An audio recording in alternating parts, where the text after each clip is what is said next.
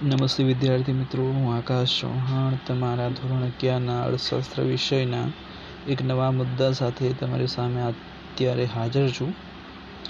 આપણો નવો મુદ્દો કે પ્રશ્ન શું છે કે આંકડાકીય માહિતીની આકૃતિ કે આલેખમાં રજૂઆત કેવી રીતે કરશો. આકૃતિ કે આલેખમાં તમે રજૂઆત કેવી રીતે કરશો આંકડાકીય માહિતીની? તો સાંભળો. આંકડાકીય માહિતીને આકૃતિ કે આલેખમાં વિવિધ સ્વરૂપે તમે આકર્ષક રીતે દર્શાવી શકો છો, જેમ કે માંગ, પુરવઠો, કિંમત તો વગેરેની જે આંકડાકીય માહિતી છે તો તેમની વચ્ચેનો સંબંધ દર્શાવવા તમે શું કરશો? રેખીય આકૃતિની મદદ લેશો. આપણે આગળ ત્રીજા, ચોથા અને પાંચમા યુનિટમાં આના વિશેની માહિતી મેળવીશું. આલેખ કે આકૃતિમાં વૈવિધ્યતા લાવવા આંકડાકીય માહિતીની રજૂઆત 3 રીતે થાય. 1. સ્તંભાકૃતિ, 2. પાસેની સ્તંભાકૃતિ અને 3. વૃત્તાંશાકૃતિ. તમને પ્રશ્ન પૂછે, સાંભળજો કે આલેખ આકૃતિમાં વૈવિધ્યતા લાવવા આંકડાકીય માહિતીની રજૂઆત કેટલી રીતે થાય? તો 3 રીતે, 1, 2 અને 3. પહેલી વાત કરીશું સ્તંભાકૃતિ વિશે. તો એક ચલ રાશિની આંકડાકીય માહિતી આપી હોય ત્યારે આધારિત ચલ y ધરી એટલે કે ઊભી ધરી ઉપર અને સ્વતંત્ર ચલ x ધરી એટલે કે આડી ધરી ઉપર દર્શાવી શકાય તેને આપણે સ્તંભાકૃતિ કહીશું. મિત્રો સાંભળજો, ઊભી ધરી કે તો y ધરી અથવા તો આધારિત ચલ અને આડી ધરી કે તો x ધરી એટલે કે સ્વતંત્ર ચલ. ઊભી ધરી ઉપર તમે માની લો કે જે આંકડાઓ છે તે દર્શાવશો, જ્યારે આડી ધરી x ઉપર તમે શું બતાવશો? સમય અને સ્થળ. અહીંયા તમને ચિત્ર આપેલું છે, જુઓ કે આડી અને જે ઊભી ધરી કરી ત્યાં જો સ્તંભ આપેલા હોય તે સ્તંભાકૃતિ થાય.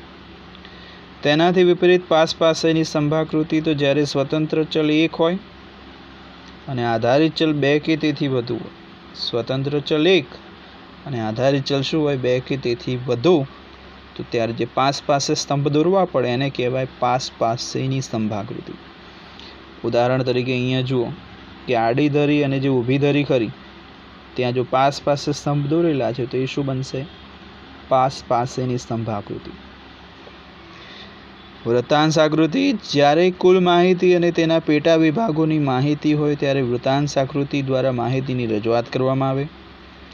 વૃત્ત વત્તા અંશ કરશો એટલે વૃત્તાંશ થશે, અને વૃત્ત એટલે વર્તુળ, ગોળ, અને એ ગોળના તમે ભાગ પાડી દો, અંશ પાડી દો તો બનશે વૃત્તાંશ આકૃતિ. જુઓ અહીંયા કે એકલું વર્તુળ હોય તો એ વર્તુળ આકૃતિ બનશે, પણ એ વર્તુળના જો ભાગ પાડી દેવામાં આવે તો ત્યારે તે શું બનશે? વૃત્તાંશ આકૃતિ. ઓકે, તો ચલો મિત્રો, આ હતો આપણો એક પ્રશ્ન કે આંકડાકીય માહિતીની આકૃતિ કે આલેખમાં રજૂઆત કેવી રીતે કરશો. તો 1, 2 અને 3 મુદ્દા યાદ રાખવા અને દરેકનું એક એક્ઝામ્પલ યાદ રાખો. ઓકે,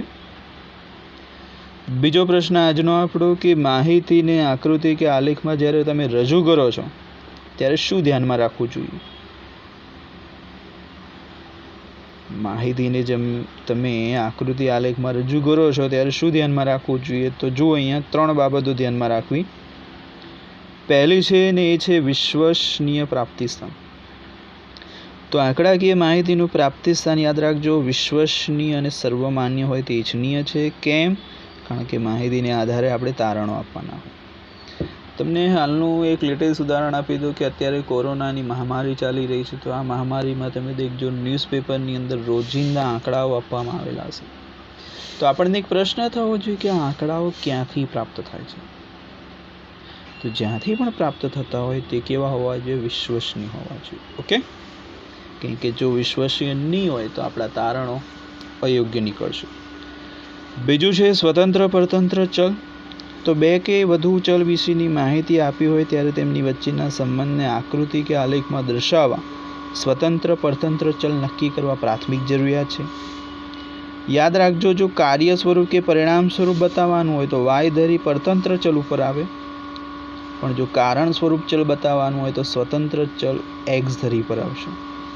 એક્ઝામ્પલ તરીકે તમારે વર્ષ છે તો સ્વતંત્ર ચલ x ઉપર અને તેમાં કેટલું ઉત્પાદન થયું એ બતાવવું છે તો પરતંત્ર ચલ ઉપર. સ્કેલ માપની પસંદ.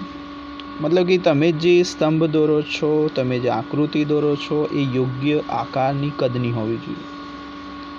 આંકડાઓને આકૃતિમાં યોગ્ય રૂપમાં ગોઠવવા માટે સ્કેલ માપની પસંદગી મહત્વની છે.